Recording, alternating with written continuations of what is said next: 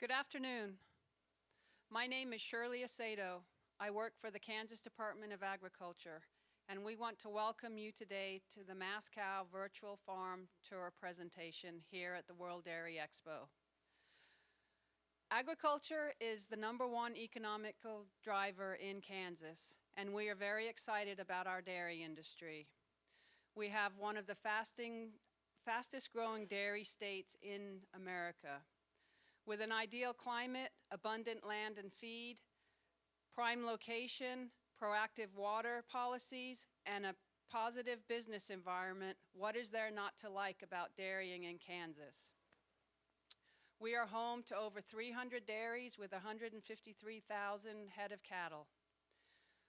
We are very proud to have sponsored MasCow to this virtual farm tour. And I would like to get them started on their presentation. So I would like to introduce Jeff Heeman, Clint Anderson, and Emily Benningsdorf.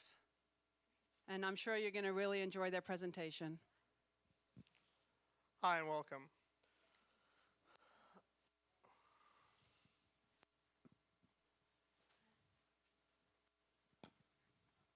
Our mission is to produce the highest quality of milk, to focus on the comfort and the welfare of our livestock, ensure the safety and health of our faculty through training and providing a safe work environment, to focus on our family values and to be excellent stewards of the land, and to be an example in our industry. Our story, this is our family. Up here it consists of two different families, starting from the left. Parker Tolles, Pete Tolles, and Pete Tolles Sr., Brian Heeman, Jeff Heeman, and then Brad Heeman. In 1993, Todd and Pete Tolles came from California, saw an opportunity to move out to Kansas, which, like Shirley said, was a great place to move to. We started milking 1,800 cows there in 1994. In 2000, the partnership between the Heeman and the Tolles family began. In 2003 to 2005, we looked for opportunities to expand our operations, and we had bought Lost Trail 1 and Lost Trail 2. We remodeled them and made them to the expectations of what we needed out of them, and then milked 5,600 cows between 3 locations. In 2006 through 2007, we added our final edition that we have right now, that is MasCow Dairy. It was our first fully built dairy that we had done as a partnership together. Now, at that point, milking 8,300 cows between 4 sites. In 2007 to 2009, with further enhancements to all 4 facilities, it allowed us to grow from 8,300 to 9,750.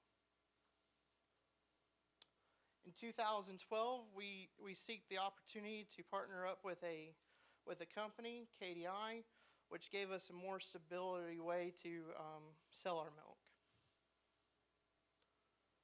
In 2015, I joined back with the family farm. I came from a company called CarMax, was working on cars and stuff, and found the opportunity to come back home and work for the family. At CarMax, I was able to bring back some features from there, like protocols, training, and standardized work. In 2016, Pete Tolles Jr. joined our team. He was working for his uncle here in Nebraska. He was also able to bring back lots of industry knowledge from another farm. In 2017, Parker Tolles joined the team. He also is working for his uncle in a Wisconsin dairy. He is now our facility supervisor, like I am at MasCow, but for another one of our dairies. He was able to bring back lots of industry knowledge and was able to make it a great addition to that dairy. In 2018, my little brother came back. He is attending K-State for animal science degree. He is working with us, and hopefully he can bring something back from school in a 4-year degree for us. This is our management team at MasCow Dairy. Starting off to the left, our herd manager, Alejandro, then our manager, Jose, Clint Anderson, and then me, the facility supervisor. Yeah, so on all of our dairies with our 4 different sites, we have me as operations manager over all of them, and then on each individual dairy, we have a dairy manager. And then below him, he's got a facility supervisor like Jeff, and then a herd supervisor, and then they also have each individual shift has a milking shift supervisor. So, oops. Here, go ahead. So on our dairies, we have viewed it important to make sure that we have why we're there, what we're doing. So our core values, a willingness to work. Dairy is a priority, a purpose, and a passion. We have to have a desire for success, continuing to get better every single day, and a willingness and openness to learn. Our core niche, we expect complete respect for our animals and our people. And our focus, we're here to feed the world, the people, a quality, nutritious product every day. That starts with our employees, and it's a vital part of our success. We want to make sure that we're training them and letting them feel included and a part of the team. So that starts on each individual dairy, on the dairy managers, and the information that we provide them. So, and then that spreads to our middle managers, and then all the way down into our bottom level management.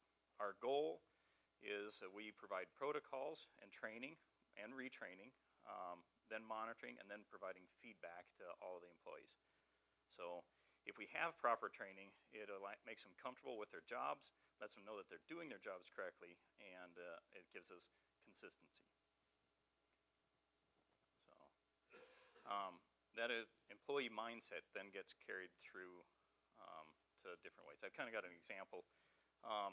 If a lot of herds have a nutritionist, anyway, the nutritionist makes a ration, and that ration is what looks great on paper, but then it gets to be changed normally a little bit, what gets made out in the mixer box. And then it still gets changed again, what does a cow eat? So there's 3 different rations that are actually out there, and we all try to do the best job that we can of tracking and getting it to the closest one from what the nutritionist says, but to what really gets delivered. So we try to take that mental approach anyway of, we know that these are variations along the way and steps in the chain. How do we take in and get it down to the bottom level? So we have lots of monitoring in place. I think we track probably close to 100 things either on a weekly basis or on a monthly basis, and that's just cow side, not even financial. So we view information, we have tons of it. We're swimming in it. So we have multiple different programs from cow side management, feed management, a secondary cow side management, and then financial besides. So, but we're not always utilizing all of the power that we have there. We have, actually, so it wasn't even there. So yeah, we don't know what to do with all of our information. So we're trying to get it to where we can provide that feedback to the next level. Some of the simple things that we've done, we've created a chart here that goes to individual places of the dairy. So a manager report, a head milker report, a feeder report, and a herd leader report. With all these 100 different metrics that we're tracking, I really seriously doubt that people at the entry level understand what that means. So we tried to simplify it, used gauges, and tried to make sure that, hey, this is something, I'm functioning in the green, or we have to take in and delve into this range a little bit more. Why are we out of line? And maybe that's something that employees have impact on. Maybe it's not, but we need to at least let them know that they have some control over that. So we view it that most everybody wants to succeed. Very few people don't really care. It's just there's this lack from upper management to information down at the bottom level. So they all have control of some of those areas, and some things they don't. We have to take it and help them figure that out. So we want to build that culture that leads to that progressive dairy, consistently performing a little bit better every day. So we view this as important. So A part of that is employees. So how we treat people, what we provide for them, what our expectations are. So we, it's been close to 10 years, we offered free health insurance to the employee after 60 days of employment. We also offer health insurance for the family after 3 years of employment. Trying to address that, hey, we know that there's needs out there, and it's not simply just a paycheck. And if we view it as an industry, as a paycheck, then we're defeating ourselves long term. We want to take in and recruit better and better people and make it to where it's a long-term job rather than a short-term get-by job. So we have paid vacation. We want people to take time off. As you all know, the dairy business is very demanding and never stops, which is sometimes the most beautiful part of it, but also can be draining. And we want people to have quality of life at home, all of our employees. So we pay for responsibility. If a person takes in the steps up and accepts more responsibility, that's offering relief in management and offers up more potential for that person to manage their individual area. And if they do that, then we can succeed just a little bit better. So we do offer bonuses for length of service and trying to honor that also, that, hey, if you've been with us for a long time, at the end of the year, we want you to be recognized that, hey, you've been with us for 15 years. That's something. So I don't want to discount that. So also, something we view as very important is our relationship with our vendors, our partners. You know, like training employees, vendors we have to train as well.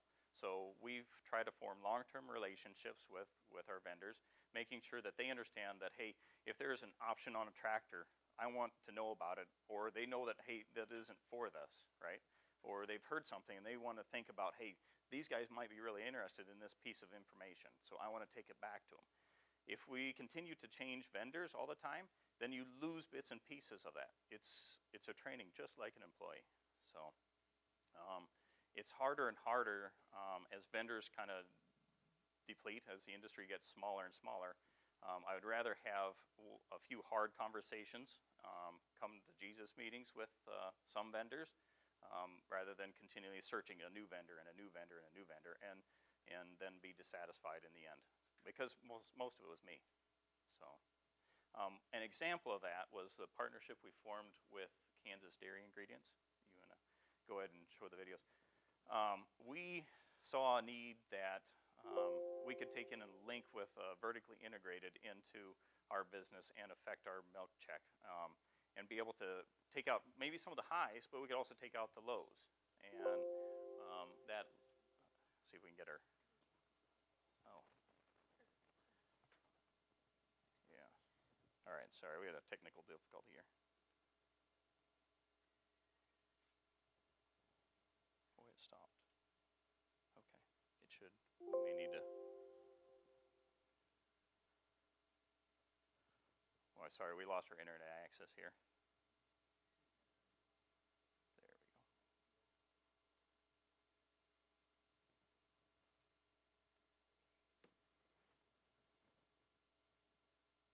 All right, I think we're ready now.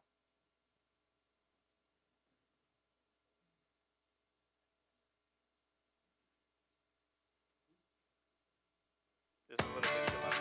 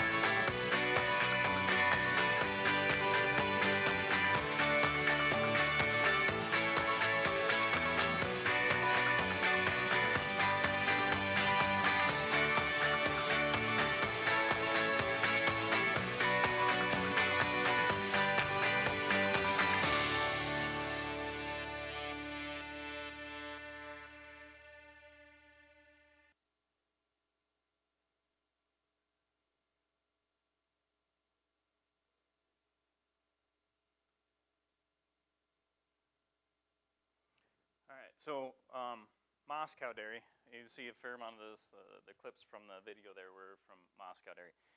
At MasCow, we milk 3,500 cows twice a day. It's a double 35 parallel with a basement. We try to keep things simple. With an open lot dairy, we're exposed to the environment. We have to be ready for that. And part of our simple strategy is we move by reproductive status and try to group cows in that way. We also have an environmental focus. We try to conserve water, especially in western Kansas, decreasing Ogallala Aquifer. We have to make sure that we're very conservative with our water usage and doing the best, most responsible use of it that we can. So we monitor our wells and our water use every single month, and we'll make changes accordingly to make sure that we are using the least amount that we need to, but also doing it the best way that we can. KDI is a good example of that. It's a reverse osmosis plant that takes in and removes the water. Instead of us trucking milk from western Kansas to, say, eastern U.S. and moving a fair amount of water, we want a condensed product, and we need the water to stay out in western Kansas. And you can see some of the evaporative ponds and stuff like that in that video of Kansas dairy ingredients. So, our cow care philosophy is shared amongst all of our dairies. We have open lots, and we do have some free stalls on one site, but because we're primarily open lot dairies, we have to work in a preventative mode and be ready for weather challenges and events that are happening. So prevention is critical. And so some of the things we do to help us buffer some of the wind and weather, we have wind breaks, shades for heat abatement, and we use composting beds in our pens, providing cows the most comfortable place that we can to lay down, and happy cows make milk. And so stress prevention. So we take and worry about fly control, making sure that we're ready for winter weather, providing straw and bedding as needed in the middle of winter if we have a winter blizzard.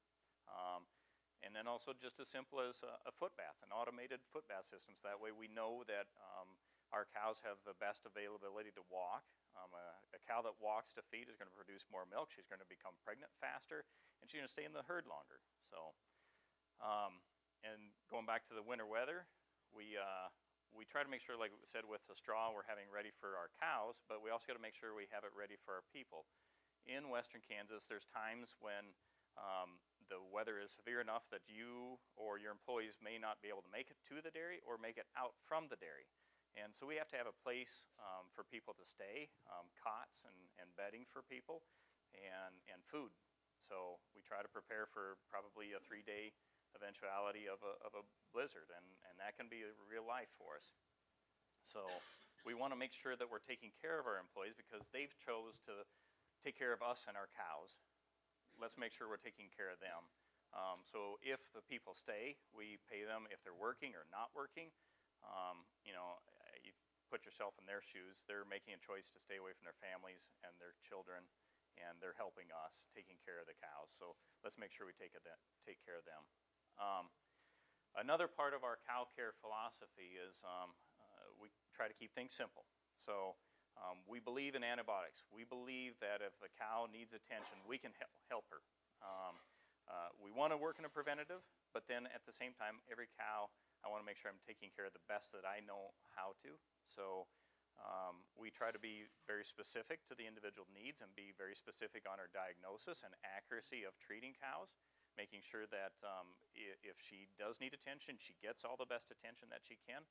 And that starts with improving protocols and training our employees and making sure that they can take in and communicate back, hey, this used to work, but it's not working like it was. Now, what do we need to do to try to address that? So, and training. So,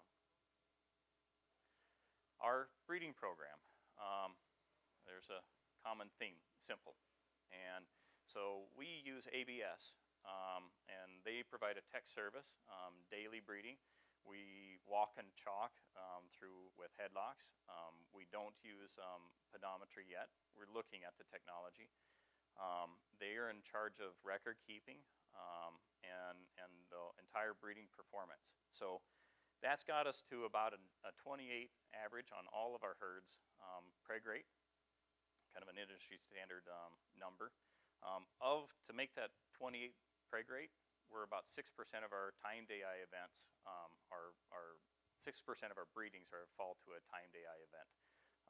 We want to make sure that every cow is given the opportunity to succeed on her own, rather than taking and enforcing her through a program. We have the luxury with our open lots that cows generally have a fair amount of freedom to express heat. We need to make sure we have the protocols and the system in place to be able to pick up that, and that she gets serviced and gets pregnant as soon as she can. So we do use sorted semen. We're trying to progress our genetics. So in our heifer program, we're using a fair amount of sorted heifer semen. And then in our older cows, we're taking in and using a beef on dairy and looking to take in and push our genetic progress faster and faster with our furthest highest genetic value animals. So we don't use genomics on the cow side yet. It's a technology that may be something for us down the road, but as it stands right now, we looked at our genetic basis on our first lactations and our heifers and saw a fair amount of difference between our older mature cows, and so we thought, well, we can take and make a fair amount of change just by being selective of who we breed there. So, all right. So if we make a pregnancy, that helps us to get the next lactation, but we have to get that animal back into the milking string. So that starts at maternity. Keeping it simple, doing things right, training our people. So we have pens that are walked on all of our dairies at least once an hour, making sure that quality colostrum is collected and monitored and measured, and then making sure that every calf gets a gallon of colostrum within 2 hours of age, hopefully within half an hour, and then another half gallon of quality colostrum at 8 hours of age. So that is another part of the employee training. So our calves then leave our site and go down to Deer Creek Heifer Yard. It's a valued, trusted partner. You don't turn your heifers and your future over to somebody that you don't have a great relationship. They're a family farm just like what we are. So, our parlor, like I said, it's a double 35. We've got a basement. We use a wash pen, trying to present consistency for our milkers.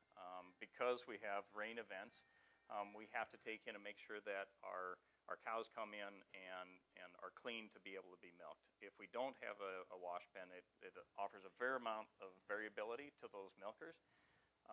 And then that starts with making sure that we have udder hair singed, our tails clipped, and leaving it presentable for every single milker, because they have one of the hardest jobs on our dairy.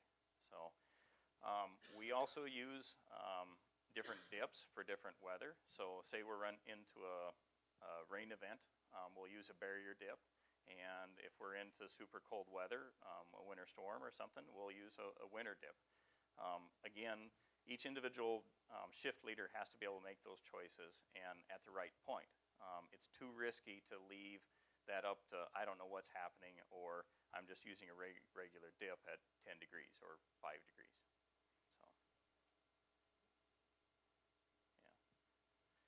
yeah. Part of that, I'm going to turn it over to Emily here, but a part of that is we talk about training and recruiting other people. That's kind of started for us when we started with internships and getting other people exposed to the dairy business.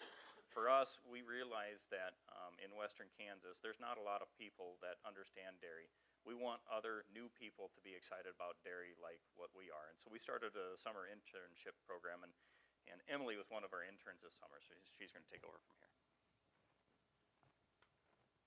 Hi, so as Clint said, I was one of the summer interns this last summer. I was at MasCow half the time, and then I was also in the office for half the time. So, but we had 5 different interns this last summer, and 2 of them were at MasCow full-time. 1 of them was at Toll's Dairy full-time, and then 2 of us rotated out. So as an intern, we went through different sections at the dairy. So we had to learn each part of the dairy just to see how it worked as a whole. So I started in the maternity barn, so I was taking care of the calves, learning about orientation, how to help the cows. And then we moved on to herd health and breeding.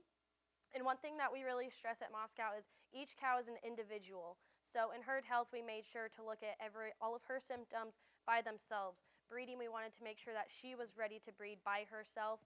And maternity, we wanted to make sure that she was doing okay and having correct orientation on her own. Our group tours, so we actually bring the community to the farm. We also go out, but we like to bring people in. We are very community oriented at MasCow, so our tours have any age range, but this one was with a group from the Dominican Republic, and what we kind of go over is our rations and how they differ from pen to pen, our milking procedure, and our cow management. So we also take them into the classroom that we have on the farm, and we show them the KDI video that we showed you, and then also a farm to fridge video, so they know exactly how their milk is getting from the cow into their fridge at home. We also have second grade tours in the fall, so we partner with the Liberal School District, and they bring out the second grade classes that they have in the area, and we split them into two groups once they get to the dairy, so we have smaller sizes. So half of them will go out to the farm and they will see the cows, they'll see the calves, they'll see the rations, they'll go through the parlor, they'll see how the milk is cooled and held at our facility until it is taken to KDI. And then we also have an indoor area where they watch videos of farm to fridge, and it's a little bit more simplified so they know how it comes from the cow into their fridge as well. They also get to make a craft while they're there, so they get to learn more about cows while they're doing the craft, and they also get a goodie bag to take home. Our high school outreach is a program that we started 2 years ago, and Mandy Fox has been starting it in Hayes High School. So what we do is we take the home ec classes at the high school, and we're able to have them interact with each other instead of just the professor talking to them. So they make 3 different types of food. They make mac and cheese, triple chocolate chip cookies, and biscuits with and without dairy products. So the cool thing about this lab is they have to analyze the receipts to see how much it costs per meal with and without dairy products. They have to make it so they see how easy it is or how difficult it is based on how they were brought up, and then they also have to eat it. So they have to see if it tastes good or not. High school athletics, so as Clint and Jeff were saying, they are trying to be more community oriented, and that's one big thing about Ag Oasis is they really do give back to the community. So the high school athletics, it's one way to just get the dairy industry in the high schoolers' ears. They have 800 different things going on, and so if we can go to their sports games and give out water bottles or t-shirts or little footballs or little basketballs, and then we also do send-offs with milk, so then they have a nutritious drink to drink on the way there or on the way home. So Dairy U is a partnership that we started this summer with Kansas State University. We had 10 high school students come from all over the nation down to Garden City, Kansas. We were able to take them on 3 different dairy tours, and at night they were brought in and we had different speakers come in just to tell them a little bit more about the industry, give them different perspectives from different dairymen as well as at MasCow, and they also went through the KDI plant. Our community outreach isn't just to the schools either. We also have helped with the Russell Child Development Center. They are a family-oriented group. They really want to help families down in Southwest Kansas, just make sure that the kids are taken care of, the parents are taken care of. So they are actually expanding their building into Garden City, Kansas, so we made sure that we were helping them with that. We also helped with the Boys City community pool and bathhouse. It was also one of the high school graduation projects, so just making sure that they had a safe place to go during the summer since that's where Lost Trail 1 and 2 is located. And then we also have our soccer team. It's a semi-pro soccer team down in Southwest Kansas. It just gives our employees somewhere to go when they have their days off with their families, making sure that they're able to go to a fun event with their families, bringing everyone together just down in that area. And our social media outreach. So who has Facebook in here? Who posts about agriculture on their Facebook? Okay, so that's one thing that we're really trying to strive for in our social media outreach. So we have Facebook and Twitter. It's really hard to get farmers to actually get on Facebook because they have so many other things to do, and we understand that. So we're trying to make sure that we go out of our way to get to a whole different group of people that we don't typically talk to. So one good thing about the social media is the publicity. So you can talk to people about your dairy and your operation before they come to you and they start saying things about you that may not be true but may be true. So you just want to make sure that you get your word out and you are educating people in your way. This is also a great way for job openings. If you are in a rural area that does not have a lot of people and you're looking for people to come on, sometimes they don't even know all the opportunities you have. They just think you have milkers. But you also have herd managers, you have the grinders for the feed, you have everything like that. You want to make sure that people know about that. And then also the education aspect. So you can reach the parents that are driving their kids to school and making sure that they just have little tidbits of dairy information on their way to school. Like I know we post a little bit about dairy vocabulary, so just educating people about what a term means can go a really long ways. And we all want to be good advocates for agriculture and the dairy industry as a whole. So just making sure that we're putting a positive outreach it'll help the industry a lot. So, are there any questions? We kind of left it short and sweet, but we would like any questions, anybody.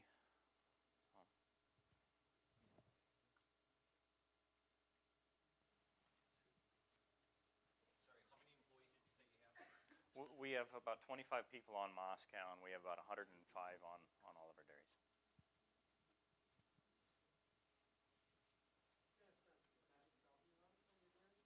We're running about 130 on MasCow, about 130 on Lost Trail Dairy, and about 150 at Tull's Dairy.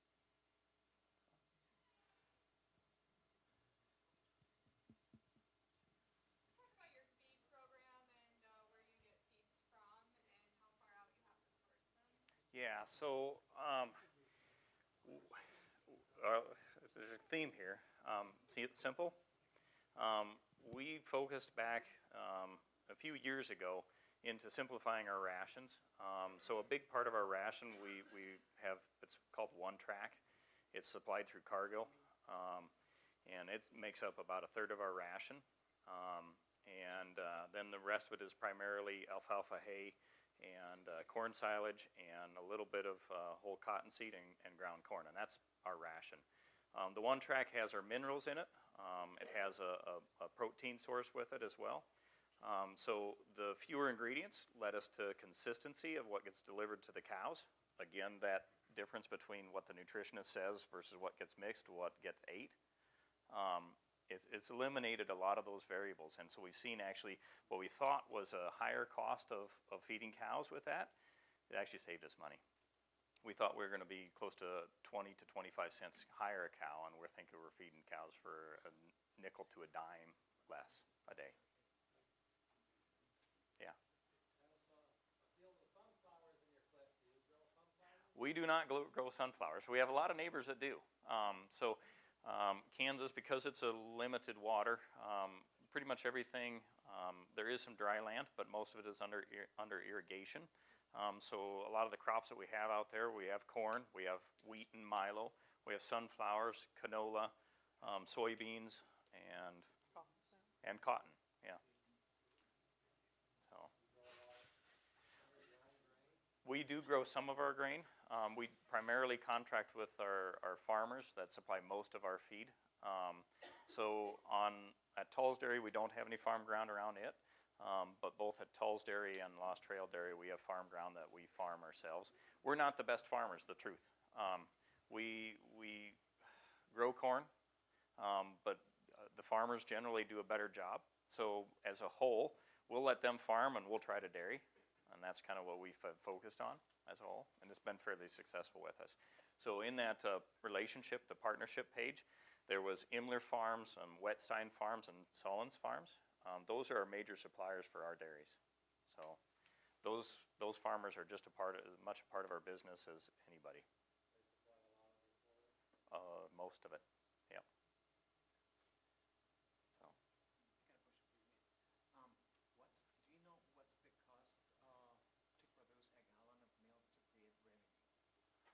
Yeah, so we track it fairly close. I won't share exactly, but yeah, we're very close on our gallon. I don't track it by a gallon, but we track it by a hundredweight. Okay, but we take in and we're looking for a margin, and so we'll take in and offset our margins, looking for this is where milk is at and this is where corn is, and then we fix our margin in there. So there was a question in the back. What are the great benefits do you see from your summer internship? There's been a lot of it. Some of it hasn't always been the easiest. It's challenged us to get better. Sometimes the internships have led us to saying, well, you know what, I thought we were training very well. We weren't. And so things like that haven't always been the easiest, but it's allowed us to understand a whole lot more about who we are, what we can get better at, how we're conveying information, and ultimately, hopefully, we're also charging up some people that are going to be interested in the dairy business. I think our internship program, we've went through about 9 different interns. A high percentage of those have gone back into the dairy business. We haven't hired anybody yet, but that's one of our long-term goals, is that we'll have somebody that comes back to work for us. Emily is working part-time. She still has to finish her schooling, so maybe at the end here. Any other questions? One last one, maybe you covered it, I apologize. Would you be willing to share rolling herd average? Yeah, we used to get caught up in just a flow. We've been tracking everything by energy-corrected milk, and we're running close to about an 80-pound energy-corrected milk. So. How about the milk quality? What's that? The milk quality, milk, the protein or fat or contain milk content. Protein and fat? Oh, okay. Yeah, so at MasCow we're running, I think the last one was about a 3.9 and a 3.2 protein. So 3.9 butter fat and a 3.2% protein. Do you provide any housing for your employees? We actually used to. We used to provide housing. Turns out we weren't the best apartment renters either. So we've gotten away from providing housing. There are some dairies out in our area that do provide housing, but what happened to us is that we would provide housing, and then before we knew it, there was too many people in one house, and then living conditions weren't really how we viewed them as they should be. So we don't provide housing, but it's maybe something we'll have to go back into, but we got to make sure we have a system set up to be able to make sure that it's well managed. So, any other questions? Do you have meetings with your employees on a regular basis, and also do you train? How is your training for a new employee, and do you retrain? Yeah, good question. So we take in weekly. I have a weekly meeting with my individual dairy management team, and then they have meetings with their employees as well. It's not perfect, but it does provide that information. And then those reports that you saw up there, those are provided in every break room, reviewed and updated every single week. And then every employee has a 90-day probationary period, and that's meant for that training. So our goal is we want to take in and give them a length of time to be able to come up to speed. It's not reasonable for a person to be able to just jump in the parlor at day one and perform like everybody else in that parlor. And so we need to give enough people in the parlor so that way if we have somebody leave us, then we can take in and have somebody new starting along in the training program. Our goal is hopefully that they are trained and proficient by 60 days. But sometimes it takes 90, and sometimes it doesn't happen, and sometimes it happens in a week or two. But we want to take and allow that personal progression along for every single employee.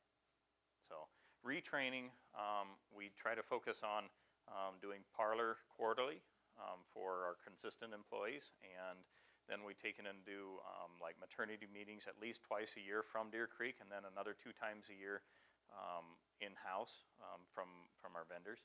So, yeah. Any other questions?